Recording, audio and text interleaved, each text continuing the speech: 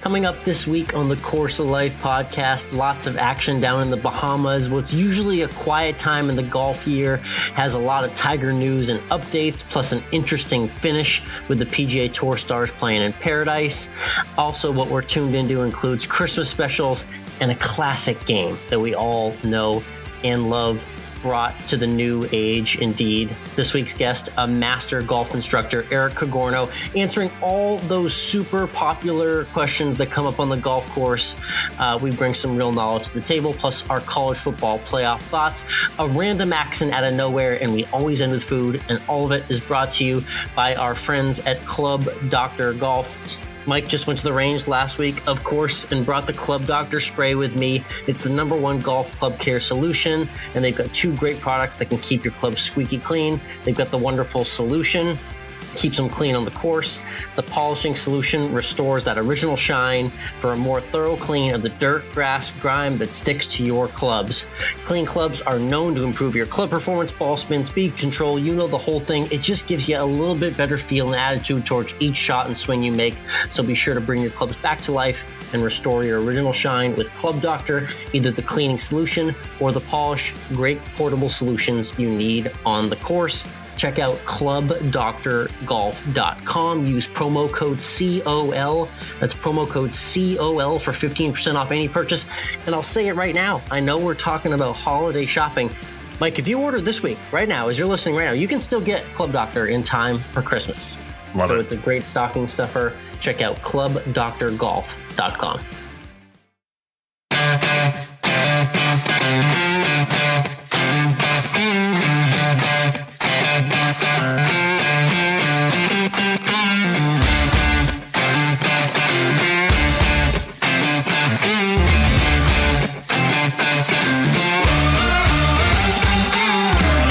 Interwebs, and welcome to Course of Life, part of the Morning Read Podcast Network. We are proud to be presented by our friends at Desert Fox Golf, Tosi Snacks, and Club Dr. Golf. I'm Michael, he's Alex. And Alex, did you know that this weekend it was actually 2011? Tiger Woods was wearing his Sunday red and bombing drives on the driving range. It was just like we were back in the day at the World World Challenge, or whatever we call it there, and Tiger hosted and playing. Oh, wait, he didn't actually play, but it felt like he was, because the attention was all on Tiger, because he had his big press conference where he talked about playing, and there's all this debate going on whether he's going to be in the father-son tournament, and he's out there with driver, just bombing it out there on the course. I mean, this guy almost had his leg amputated 9 months ago, and here he is, bombing driver. I just can't with him. He's got to be a robot. He's got to be. Very strange set of headlines this week from a tournament where you're right, Tiger was not even playing. So for anyone who was just buried in football or the holiday season and didn't see any golf, Tiger hosts a tournament in the Bahamas every year, the Hero World Challenge. He decided to be down there for hosting duties, did a little Tuesday press conference in which we got a lot more from his recovery process. And then all of a sudden, as the week went on, Mike, we started seeing him post up in the back end of the driving range. He's inviting Bryson back there. He's inviting Brooksy back there to hit balls with him. Videos emerging. And Tiger Woods has gone from I'm starting to walk to I'm making full swings with a driver in seemingly weeks in front of the public eye. So that was the big development that we saw in Paradise last week. I mean, this was just absolutely crazy. I mean, we've been saying it all along that if there's anyone who could come back from this kind of injury, it was going to be Tiger Woods. I did not think in any way, shape, or form that we would be seeing him doing what he looks like he might be doing 9 months after that injury, when he said during his press conference, amputation was on the table. Yeah, so 50-50, I mean, his leg being amputated. That's what makes that headline even more extraordinary. Yeah, and it's just crazy to me. Now, my only concern, I'm going to dampen everyone's spirits here. Yep, you're here for that. That's okay. You be the wet blanket. I will be the fire starter. What do you got for me this week? How buff did Tiger look to you? I mean, did he look just like Bryson DeChambeau buff up top there, right? I think he couldn't work his lower body out, so it's just all arm exercises, right? All arm and shoulder and upper body, and his legs looked like little twigs. So my concern is when he's in odd shots, when he's got like a lot of angle going on, or he's got to get down low in a bunker or hit something really interesting, he needs a lot of leg strength, which we know he's always had and what has really helped him. I don't think he has that right now. Yeah, so that's a fair statement. That's what's going to take forever to come back for him. Right now, Tiger practicing at his home course and hitting driver to spots in the fairway he knows like the back of his hand, and hitting 7 irons and wedges out of the fairway to green. Yeah, that's nice, and that's great to see that he's able to go play the holes and rounds and be on the course again. That's amazing. But you're right. It's the tournament situation. It's when you stop playing for fun with your friends and you really got to, play the ball everywhere and hit it out of the woods and the plug lie in the bunker and the side hill lie in the rough. Those are things that are going to test his true recovery timeline. So with that being said, in the timeline we're talking, we thought is somewhere out next year, and it probably could be in terms of actual PGA Tour golf. The current debate right now, Mike, is we've got the PNC Father-Son Challenge next weekend in Florida. He had an amazing week there with Charlie last year. Now, in a father-son dynamic, Charlie is ripping at his dad's shirt to get him to be in that tournament. Apparently, there's a spot open for him. What do we think about him potentially playing in this tournament, even if it is in somewhat of a limited capacity? Well, here's what I'll say. And I saw this on Twitter that someone said that, they would let Tiger Woods play in this tournament if he only played every other hole in the back nine and drove a Ferrari in between his shots out there on the fairway. Tire marks and all. They're okay with him making tire marks. It's fine. It's Tiger fucking Woods. You're going to let him play if he wants to play. No matter what you need to do, what worlds you need to move to make it happen, and let him play. Will he play with Charlie? I don't know if I'm ready to pull the trigger on saying yes. I feel like the answer is yes to that question. I also feel like he's not going to worry about hitting it real well because Charlie's the one who's going to win the tournament for him. Yeah, they're going to take most of his drives, I think, because Charlie hits it so far and he's playing from the kids' tees. So, I don't think Tiger has to maybe rip the driver 14 times. I think he may not even tee off on half the holes. And he's just hitting from the fairway, where the best ball is, and chips and putts. It's possible. We'll get the headline by the end of this week, and by next week's episode, we'll figure out exactly what the immediate future looks like for him. But stunning developments there. And by the way, there was also a golf tournament with the world's best playing as well too. There was, and the real headline to me out of this week was what happened Sunday with Jordan Spieth and Henrik Stenson on the 9th tee. Yes, because I think that is just hilarious to me what happened there. Two of the greatest golfers in the world were playing in a tournament together in a real professional round.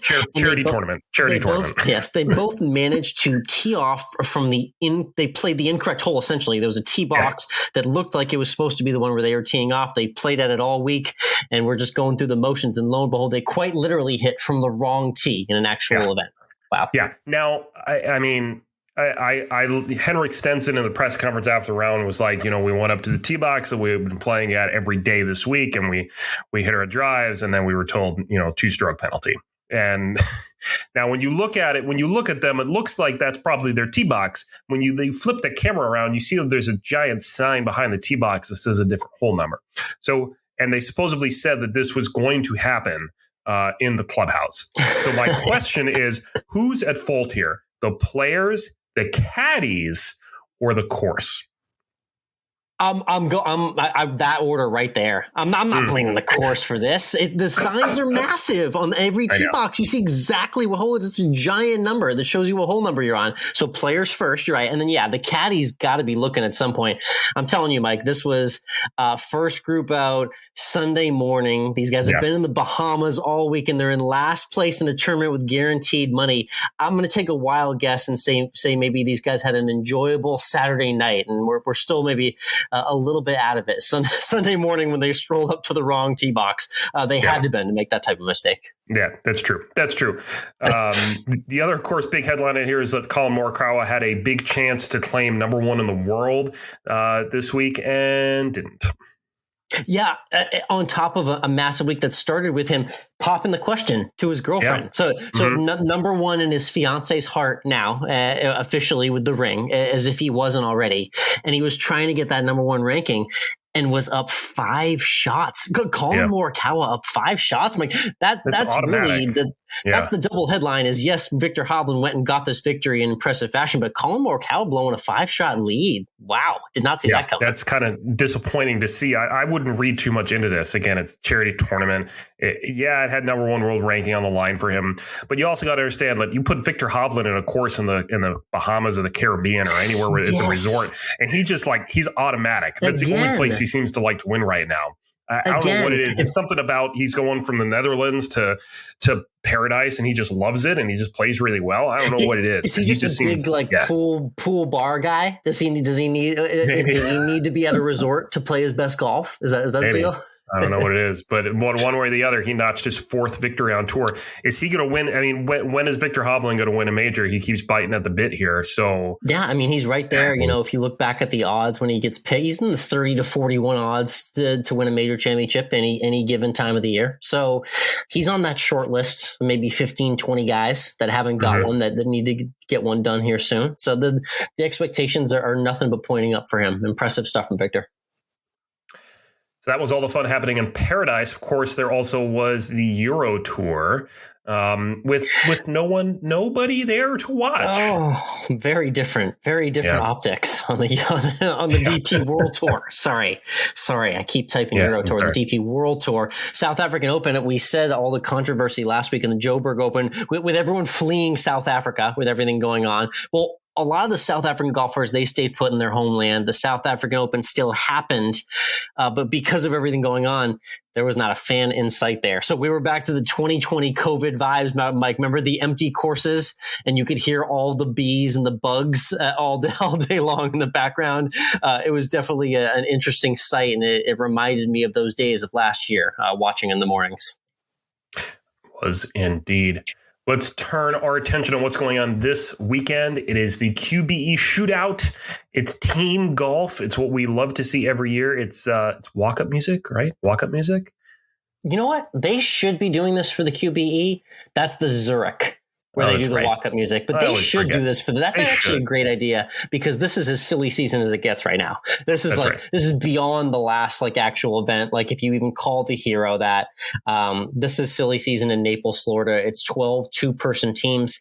I took a quick look at the field. It's sneaky good, by the way, for a mid-December event where all these guys have supposedly packed it in. A lot of good 2-man teams out there. I see, obviously, Cooch and Harris Ingles defending. How about Sam Burns and Billy Horschel as maybe a pick? I'm not throwing any money on this, but that's a team you might want to look at to win this week. Those are a couple guys who have good 2021 campaigns that could get it done this week. I mean, I really think the team we need to be watching is Bubba Watson and Lexi Thompson, because that's going to be electric. Good electricity and a lot of bomb tee shots there from those two. So it's the QBE Shootout, the final, and I mean it for real. This is really the final tournament. This is it. There's nothing else coming after this. Yes, the fathers and the sons will tee it up next weekend, and we'll see if Tiger's part of that. But the QBE Shootout from Naples should be another fun palm tree watch for the golf fans out there. Let's switch over to Tuned In, where we share what we're tuning into outside of the world of sports. Alex, I had a little birthday money sitting around, burning a hole in my pocket. So I decided to go out there and buy PGA Tour 2K21. Look at us making video game purchases, huh? No. And I've played a couple rounds, and it is awfully realistic, and it is a tad bit difficult, and feels a lot like you're playing around a golf. Did you play as a pro or create your own character yet? So I created my own player, and How handsome are you on a scale of 1 to 10? I've started from 2. Oh, wow. Jeez. Okay. You really laid it on score, thick, right? Huh? Lower is better. Golf score, lower is better. That's right. I started with Q School, so I'm actually at Q School Finals. I like that. Shout out to our brethren and friends of the show who battled through Q School. That said, I have like a 5-stroke lead right now. So okay, so you're looking at full status then. Congrats. Yeah. The one thing I'm missing, though, as you would agree with this, because we all remember our time playing Tiger Woods PGA Tour. What was that? Maybe 04, 05 was our game? It's even later than that, I feel like. Yeah. And when you got in those big moments, the controller would vibrate for you and you get kind of a heartbeat feel. I don't have that going on right now. I don't know if maybe this is like I'm not there yet in the game, but I do miss that feeling to let you know just like how big this putt might be, or you go into like cinematic mode when you sink a 30-foot putt or something, or you hole out from the fairway. Like, I want that. I miss that. The heartbeat mode. I don't know. That. Did we have like too many kids had like hand tremors or carpal tunnel as a result of the heartbeat vibration or something? Was that too intense for us? I think if they're getting carpal tunnel from playing video games, it wasn't from PGA Tour games. those tournaments can be long if you invest in a full season. That's true. But it can be 4 rounds. That's a lot of golf to play. Let me tell you. I'm curious to hear how your rookie campaign goes out on tour. I will so let keep you know. us updated. We'll update. Nice. I was tuned into some obviously holiday specials that are just pouring and oozing out of every TV and streaming service right now. Everyone's got holiday specials coming out left and right. I typically appreciate the musical ones, though. I got to give a shout out to Kelly Clarkson because she's just got a phenomenal voice and she crushed her special too. Mike, not only does she bring in guests to sing, but I love it when she just does kind of her own karaoke of Christmas classics. And I also got to see the boy band holiday as well, too. Talking NSYNC, O-Town duets, Boys to Men, all the classics that the 90s kids love. So it's good to see our favorites from our younger years belting out the holiday tunes and got me all warmed up for the holiday season. Now, were you an NSYNC guy? Were you Backstreet Boys, 98 Degrees, I New think Kids on the Block? allegiance was officially Backstreet, even though I loved them all. NSYNC was the only one I didn't see live. Seen Backstreet, seen 98 Degrees, seen O-Town. So that's the only one I haven't really checked off. So Justin Timberlake, I've been waiting on the reunion for a while. He seems a little too busy with other things to get this going, but hopefully one day I can check that off my bucket list. He's just too much of big news for himself to kind of go back to NSYNC, which is I know the other four are waiting. They're ready to go at a moment's notice. Yeah. Do you think we can get a Mickey Mouse Club reunion? I think we could do that. Yes. Shout out to Freed Brittany as well too. Bringing her back in the fold. Yes. Right. Love that. Let's get into this week's guest. It's end of the year and golf off season for many, but we've got a world-class instructor in Eric Cogorno joining us with the thoughts of the golf swing and some refreshingly easy tips for your game. Yeah, definitely. Because honestly, and I touched on this in the beginning, it's just like sometimes you get online, you're looking for coaching advice, and it is just too complicated. So I appreciate the simple stuff, and that's what Eric does really, really well. And I know you're going to appreciate this conversation and all the golfers out there because we're not getting technical at all. I ask questions like, should we be taking practice swings on the tee, Mike? You know, just the things that come up every day on the golf course. You know, if I'm not hitting it well, should I just keep hitting it the same way and adjust or try something new? These are the things we float around on the golf course a lot. And Eric has some great answers to all those questions. Can't wait to hear it all. But first, I want to let you know this interview is brought to you by Desert Fox Golf, our friends of the show and the makers of the Phone Caddy. Alex, it's really almost the second week of December now. Hanukkah's over, so if you haven't gotten someone a Hanukkah gift, you kind of missed that boat. That one's gone. But this is really kind of your last chance to get someone a Christmas gift. And you know that the Phone Caddy is what you need to get all the golfers in your life because it's going to keep that phone safe. Phone won't be sitting on the golf cart next to you on the ground as you drive away from it, or sitting with all the towels and trash kind of underneath the wheel there. How about the water spilling over in the video I shared this week on our Instagram too? You never, because the water on those drinks, it overflows. You're playing on a warm day, the ice melts, all of a sudden you got more water in your cup you need to, and then it spills over your phone. The Phone Caddy just does not allow that to happen. Yeah. So instead of getting all the golfers in your life more golf balls or tees or, I don't know, another towel for their bag, you got to get them the Desert Fox Phone Caddy. It's going to hold their phone safe. It comes in a huge array of colors, even something from their patriotic line. And all the golfers in your life are going to love you. And not only that, you're going to love yourself because you can save 10% when you use a promo code Course of Life. So maybe you can get yourself a Phone Caddy as well. So all you need to do is head on over to Desert Fox's website. That's desertfoxgolf.com. Use the promo code Course of Life to save 10%. Again, that's promo code Course of Life at desertfoxgolf.com.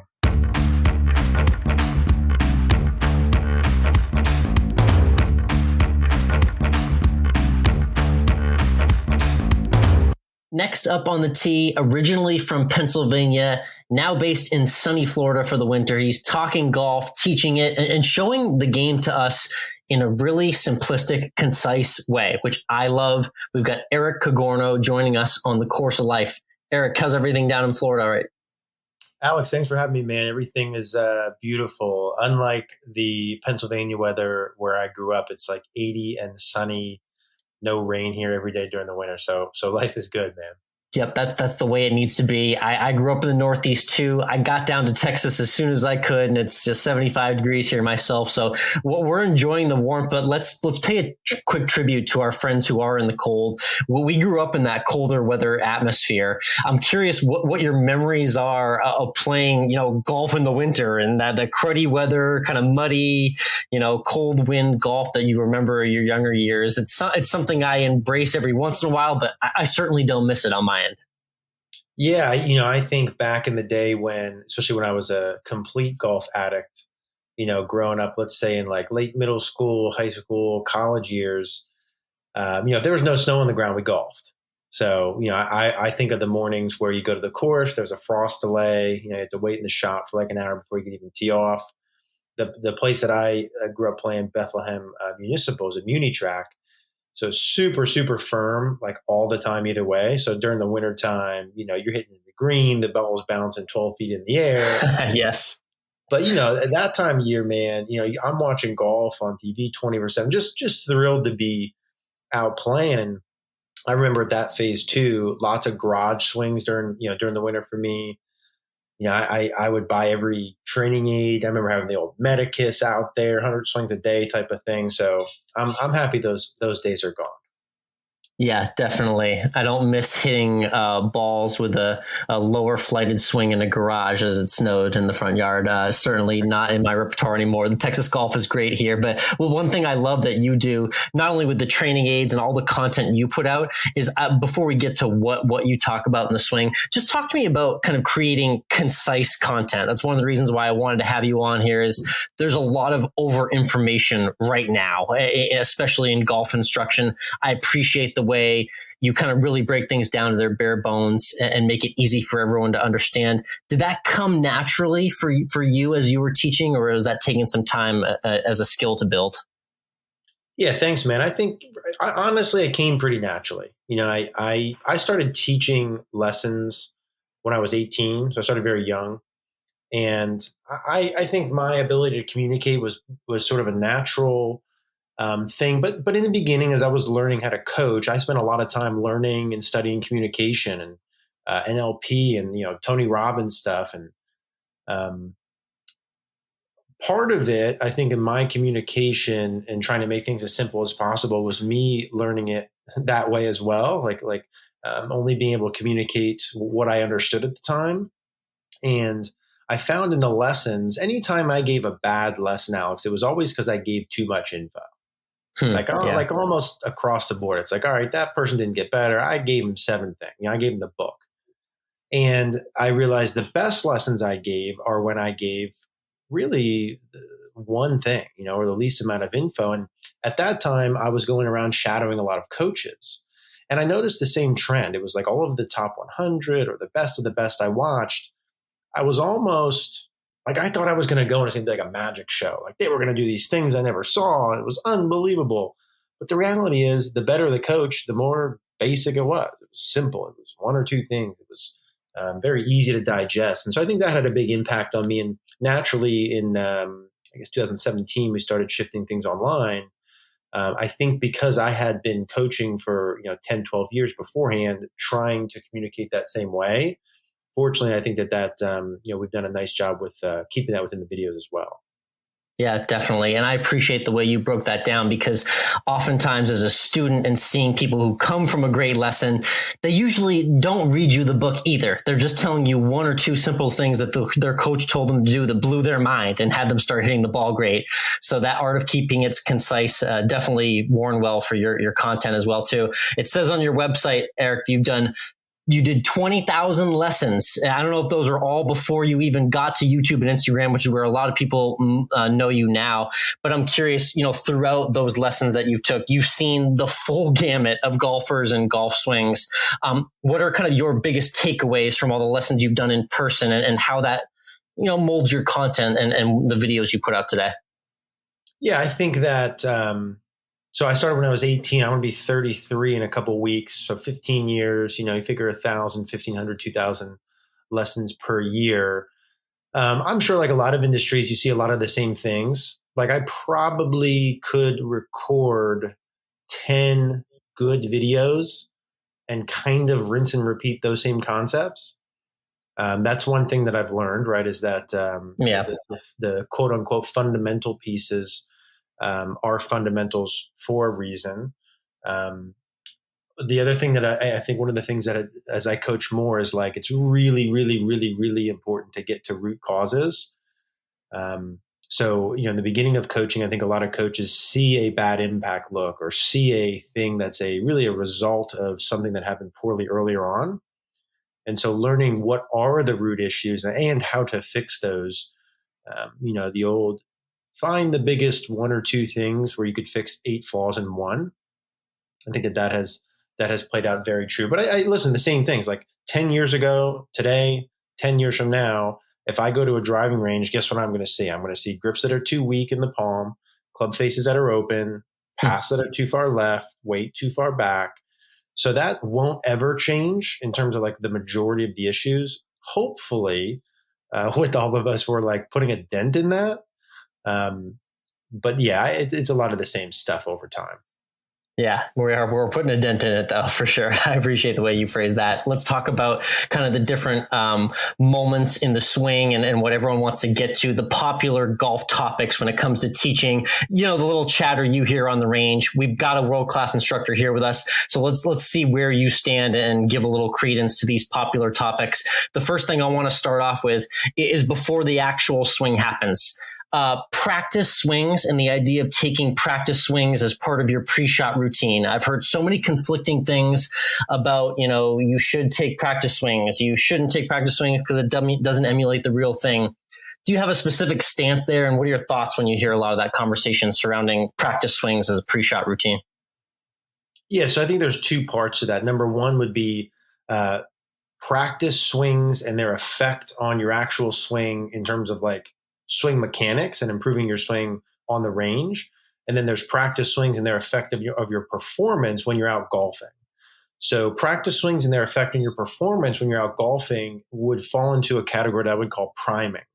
And that's let's just say a psychological term, similar to someone who would go on stage and they would prime their bodies to change their mental state before they would go perform, right? Routines of athletes before they would go into a game. You can prime your brain to perform better by performing the same tasks in the same order and the same movement. So there's a lot of value to that. I like to see 2 practice swings behind the golf ball.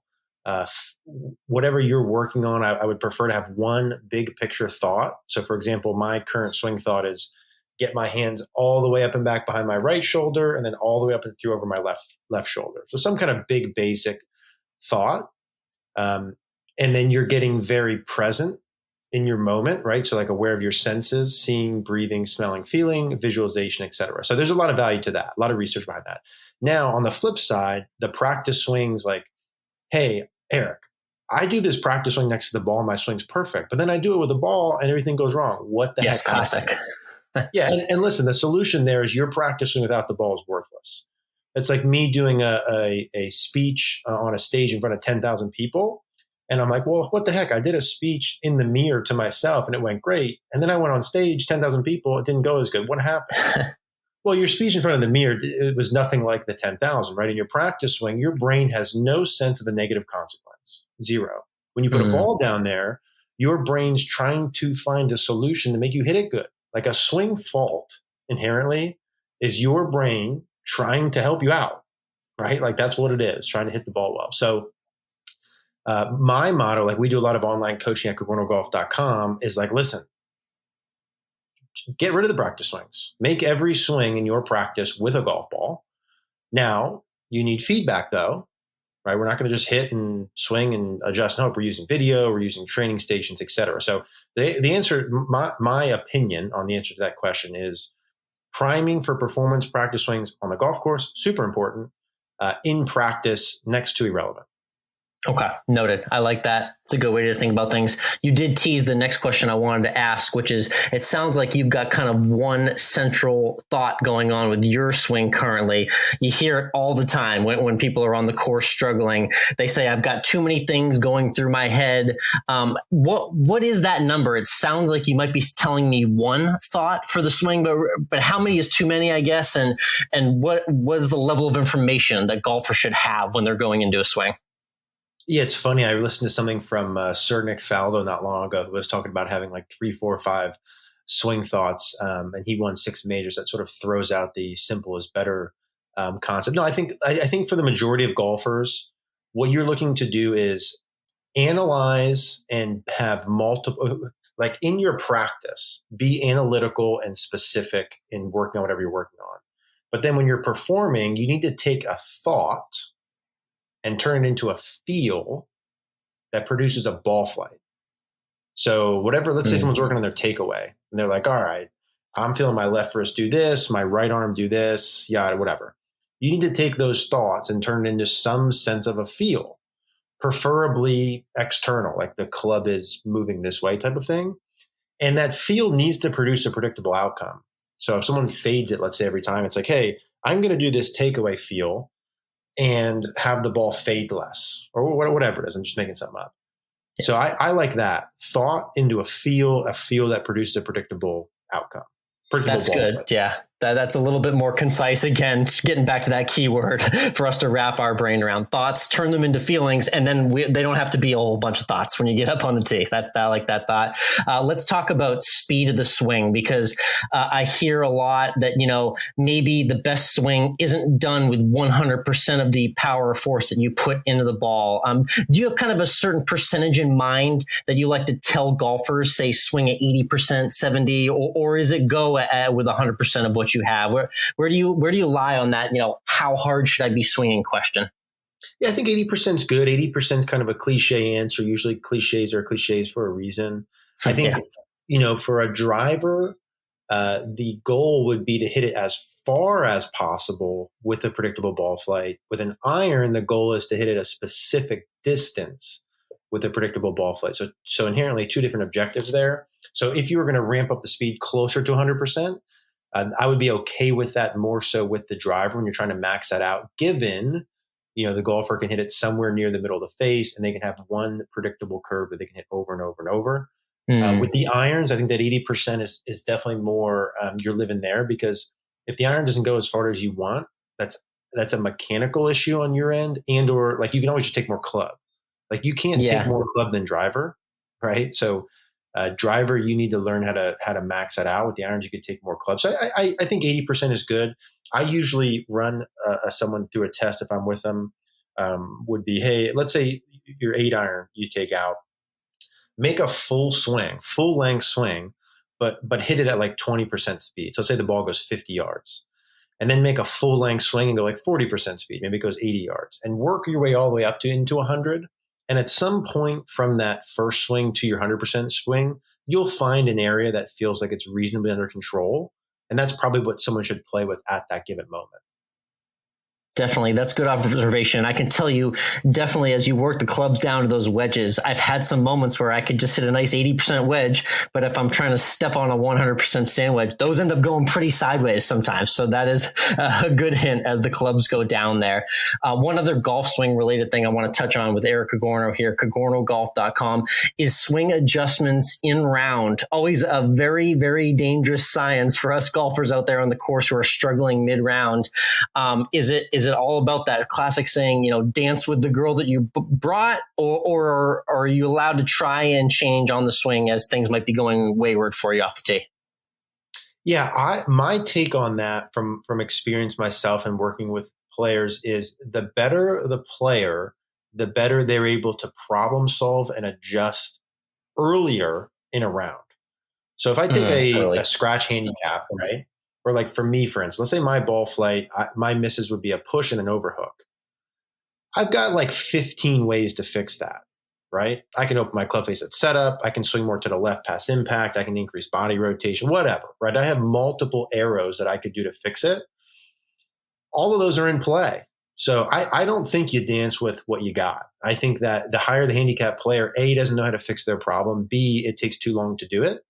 So if you fix your problem on hole 14 and I fix mine on hole 3, right, I have a lot more holes with good golf. Now you need to know how to fix those problems. You need to know what the problem is, right? And then you need to know how to fix those. What I like to do with someone is we do what's called grid. So if you and I were working together and we were working on your game, you went to the range, you'd always do a wedge warm-up distance control. So it's like a 2-for-1. As you're warming up, you might as well work on your distance control with your wedges, right? So 30, 40, 50, whatever. Then you do a set of balls for mechanics practice, a set number of reps. No matter if you had a great session or a terrible session, you're doing 20 reps or 30, whatever number is. Then, huge key, and this is how you learn how to problem solve your swing and ball flight, is you do what's called a grid. So you think of a field goal post out on the range. You pick a target. Let's just say it's 30 feet wide. Start with your shortest club. Turn those thoughts into one feel. Take that one feel, hit one curve, make the ball land in that grid. Now, on Tuesday when you're doing that, your feel to make the ball land in that grid might be different than Thursday or Sunday or the next week. The key is you're not searching for one feel that lasts forever. That's impossible. It'll never happen. You're searching for multiple solutions to that problem you have. Hey, the ball's over fading. Here's 5 ways that the ball could fade less. Let's find the top 1 or 2. And then you can adjust within those multiple things. And then you adjust when you go play, right? Yeah. Now I think there could be details that are important there to answer that, but I think as a broad stroke answer that's what I've seen work well. Definitely, because I know the classic saying is there's more than one way to get the ball in the hole. So there's more than one way to swing the club the way you need to for that day in that moment. So those reps help indeed. I want to connect on a mutual friend of ours because you've done a lot of great content. Again, it's Eric Cogorno, CogornoGolf.com. Check him out on Instagram as well too. I saw you got to connect with a buddy of mine who we've had on the show a couple of times, and I'm talking about long driver Josh Koch. He's had a great run this year, obviously battled back from a lot of injury. And I saw you got to do some really cool content with him on the range. Talk to me about picking Josh's brain because he's a guy that definitely has a lot to offer with the way he swings the club. Oh, and he's the best, man. I think we did a couple videos down here, a couple videos up in PA.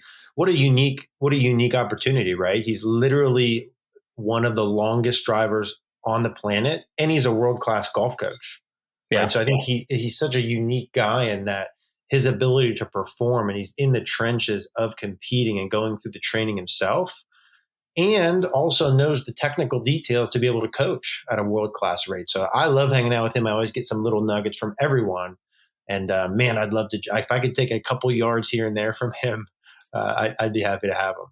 I know, right? Is Josh selling like 20 or 30 yards? I'd love to buy. I mean, seriously, I think we all would. But yeah, he had an amazing run. It was cool to see him go toe to toe with Bryson and everything like that. Awesome stuff for long drive. All right, Eric, let's get to some quick shots now. It's CogornoGolf.com. Again, Eric Cogorno, COGORNO on Instagram. Definitely check his content out. I'm curious, you said 20,000 plus lessons and the number is much higher now. Any random celebrity or notable client in your history of teaching, or maybe someone out there who we'd be surprised to learn as a golfer that you've taught before? I would say that I have the sort of most well-known people that I've coached have been athletes. I've had quite a few athletes that are currently in various leagues, quite a few retired former pro athletes, NFL players, MLB, hockey, etc. I have 2 people in 2022 that I'm supposed to coach who are in the entertainment acting world that haven't come to fruition. If I end up doing that, I'll send you a message and share that next time I come on. Exciting. I'm curious just for the athletes in general. What do you notice about maybe the current and former athletes when they get to the game? I see they have that just insatiable amount of competition to get better. But is there kind of a common thread between the athletes that you've coached and how they approach the game? Yeah, I think there's huge advantages, right? Like just like if I were to coach someone who's been playing sports their whole life, huge advantage in terms of their learning curve versus someone who has not played sports. A professional athlete has a couple things going for them. 1, they've got tremendous eye-hand coordination. 2, they're very quick learners. 3, they have great control of their bodies. And 4, they understand what it takes to get better, right? If I work with someone who's been golfing for a year or 2, who maybe doesn't quite understand the work that goes in. I mean, a pro athlete's working on their sport from 8 a.m. till 8 p.m. So putting in the reps like that is easy. So that's always fun. Nice. Love that. Let's go to a random one. How about favorite swings on tour, talking professional golfers, whether that's a PGA Tour or LPGA Tour? Who do you like watching swing the club most these days? Nelly Korda, I think, swings it mechanically about as good as you could possibly do. And a lot of our videos, I'll use Adam Scott. I think he's a very nice vanilla model for someone to watch. Not that everyone could move the way he moves, but he does things very normally. Tommy Fleetwood's iron swing, I think, is really nice for a lot of people to copy. Grant Waite, Robert Rock. Those would be guys that I would use as models. Rory with the driver is freaking unbelievable. That's a good mix of throwback names and new age names. I like that. Yeah. Grant Waite. Haven't heard that name in a while. Good stuff. Awesome. Hey, Eric, we love to end our conversations with our 19th hole question. So I got to know, when you're done with the day, whether it's playing on the course or teaching, and you get into your favorite clubhouse, what's like your go-to order? What's like your meal and drink that you got to have after a long day on the course? That's a good one. So like what I'd like it to be, like I'm a simple like burger and fries kind of guy.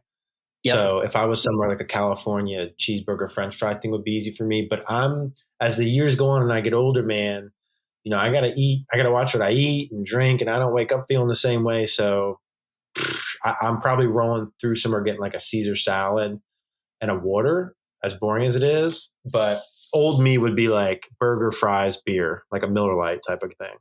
Yeah, that's definitely the number one answer, the burger, fries, beer. But I will say a lot of people are reaching for that chicken Caesar wrap these days. So you're not alone in that as well. Love it. Awesome. Hey, Eric, thank you so much for hopping on the Course of Life. Really looking forward to more of your golf content, and keep teaching the world out there because you're doing great stuff.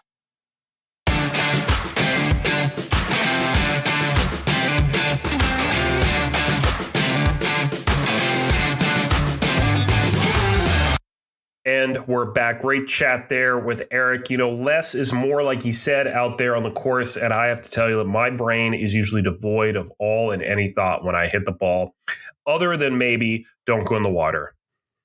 Oh, no, you said that don't, though. It's I know, but that's usually the thought in my head. What could go wrong? I know. I try to get up there and I'm like, I got to hit in the middle of the fairway. And it's I want to hit in the middle. Stop sentence right there. I got to hit in the middle of the fairway. I don't want to go OB. I don't want to go in the woods. I don't want to go over there. I don't want to go there. So I'm going to hit it in the middle of the fairway. So, all right. The first part's great. It's just the run-on sentence there. You need to get rid of those thoughts. Okay. One goal, one thought, one swing every time. Yeah, I appreciated the conciseness of Eric's tips there. Real practical stuff to take with you to the range and the course. And yeah, check out CogornoGolf.com. It's neat to see the stuff he's posting every day on Instagram as well. And if you like that conversation plus everything else we do here on this podcast, go ahead and give us a rating on the podcast app you're using right now. Hit the subscribe button. Share this episode with a friend. Let them know how they can improve their golf game and what else they can learn from this conversation with Eric plus everything else here. And you can let them use all those codes we have to save money on everything we offer here. It's the season to share promo codes and save money on shopping. That's the reality of it. So. And if you don't have friends to share with, then create a Twitter account and just blast it on Twitter, and we'll like that tweet. Tag us on Twitter. You got two right here if you're listening right now and you feel alone. Right. You got us. Okay. Yeah. We'll do it. I'm at MWRINC on Twitter. Alex is Course of Life one on Twitter. Yeah. And we're on Instagram, COL Podcast on Instagram. Speaking of one, Alabama ranked number 1 in the college football poll heading into the playoff. Shocking revelation, isn't it? Georgia just cannot win in Atlanta when they play at Mercedes-Benz Stadium. Which is ironic because Atlanta is in Georgia, from what I understand, right? Supposedly. Okay. But yeah, they got the door blown in that game. That was not pretty. They really did. But yeah, Bama's the number 1 seed, Mike. They play number 4 Cincinnati. That could get ugly. Love them in that game. And number 2 Michigan going to play number 3 Georgia, and those are going to be the 2 semifinal matchups in about 3.5 weeks. Now we play through all the meaningless bowl games in the meantime, but I would say two normals, Bama and Georgia, obviously there. Good to see the fresh blood, Michigan and Cincinnati. I don't know if I really give either one of them a chance to win their games. we're probably not going to bet on them, unfortunately. But I do appreciate, this is what I've been hemming and hawing for 4 months, that we did get some fresh blood in the playoff, however good or bad they may be. They'll be there. They'll provide a split second of excitement, and then they'll quickly lose, and we'll move on to Bama and Georgia in the championship game. Just like we all suspected. Yeah, pretty much.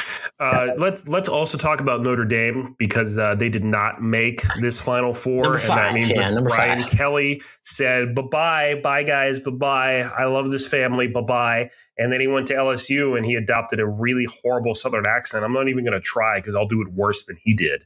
Unbelievably weird clip coming from Brian Kelly. He leaves Notre Dame, like you said. And Brian Kelly, this is an Irish Catholic guy that grew up in Massachusetts, okay? Mike, you and I know exactly what that sounds like. It doesn't sound too far from what I sound like right now. Okay. Yep. So he leaves his family in Notre Dame, goes down to LSU in his introductory microphone moment at the LSU basketball game, throws on the biggest Southern accent you could ever imagine, talking about his family and how great it is to be in the great state of Louisiana. And it just reeks of pandering. And it's an all-time classic college football coach moment right there. It's pretty bad. Just another reason why I hate college football. I'm sorry. I know I just lost all of our fans, but I'm sorry. Well, no, it's because the guy, not only has he not won a playoff game at Notre Dame, so he was making millions there to just not perform in the playoff at Notre Dame, and then now he's just leaving to go to LSU and make even more money down there, and he's not going to take them anywhere, of course. No, probably not. Probably not. Weird moment from Brian Kelly. Just had to be noted here. Very strange. Yeah, indeed. I am excited, though, about somebody's chances in the NFL. I know I said I'm not talking NFL anymore, but I do want to talk about the Detroit Lions, because they are let's do a quick little round of applause for them getting their first W. They've won a game. They could not be the last pick in the draft now. They could actually string this together, Mike. I see a lot of momentum heading Detroit's way. They had a close call on Thanksgiving. They finally get it done now. They literally won at the buzzer. It was a cool finish to see. Shout out to the Lions for getting off the schneid there. Jared Goff transforming that team one game at a time. Yes, he is. He's transforming them to something. I don't know what, but he's transforming them. Yeah. You don't know what. Another sport that seems to be transforming before our eyes is baseball. They're in a lockout. That means that absolutely nothing is happening in any way, shape, or form, because the owners all lock the doors and kind of wave to the players. And that's kind of like exactly what happens between pitches in a baseball game. Absolutely nothing. Yes. Yeah, exactly. So whatever. We'll see what happens. Let's shout out our alma mater real quick, because I saw a good little poll for our Quinnipiac Bobcats. Mike, give us the hockey update. Number 2 in the nation. They hate us, so we're not number 1, but we should be. But we are number 2 hockey team in the nation. No, have we had that number 1 poll distinction at any moment? I feel like, I believe we have, yes. Yeah, several years ago, there was a moment in the sun there. It'd be nice to grab it one more time. It doesn't mean anything until March or April, but it's nice to have now. It's true. It's true. We usually do really well early in the season, and we do just fine in the second half of the season as well. We usually have our highest rankings earlier in the season, like we do now. Cheers to our Bobcats and Quinnipiac alma maters and alum out there, and we'll have some Quinnipiac content coming soon to the podcast as well. Can't wait. But for now, let's hashtag always end with food. Yes, brought to you by our friends at Toasty Bites, introducing you to the perfect golf snack. It's great on the go. It's healthy. It's the great post-workout snack you need. Gym bag, car, ready to go wherever you need them. Promo code COL20 for 20% off, or head to toasty.com/COL. I'm recapping a great dinner because I'm doing these, weekend holiday season dinners. I feel like these are good. This is a good 3-4 week stretch as we get into the holidays to really go for it on the weekend dinners. A lot of people are tuckered in. So I went for my mom's classic baked stuffed shrimp recipe. And oh boy, was it a hit. It turned out beautifully. My mouth is watering. I don't even know what they look like or what's in it, but my mouth is watering. Honestly, not the most photogenic. So they didn't make Always End with Food Pod on Instagram. But I'll tell you, the recipe is mind-numbingly simple. All you do is you do something really fun, which is you take an entire sleeve of Ritz crackers and you just smash them with your hands. Nice. And you crumple them up. You throw some lemon, garlic, melted butter in there. And that's your coating. You throw them on as many shrimp as you want in the oven. 350, 20 minutes, done. It's a great, easy recipe. Highly recommend anyone out there. Amateur cooks, you can get that done right there. I just listed every ingredient in the dish. It's great. Love it. I did a lot of frying of things this past week because it was Hanukkah. That's it's right. the Festival of Lights. And what Jewish people typically do this time of year is fry food. So it felt like I was in the South, which I am. So. Oh, are you adopting an accent like our friend Brian Kelly? Or if I try to do an accent, my wife might divorce me. So stick to just frying food then in that case. Not allowed to do a Southern accent. No, but we did latkes. It was raining latkes. And we did sufganiyat. Sufganiyat. Which are officially what? Jelly donuts. That's right. They are. They looked great too. I enjoyed what looked to be the texture of the donut. Nice job with the filling. Yeah, they were tasty. actually. We used a recipe from King Arthur flour. It actually calls for them to be made with a pâte à choux dough instead of a raised yeast dough. So we've never done anything with a pâte à choux. So in case you don't remember what that is, Alex, in case you're forgetting all your baking competitions, yes, school us.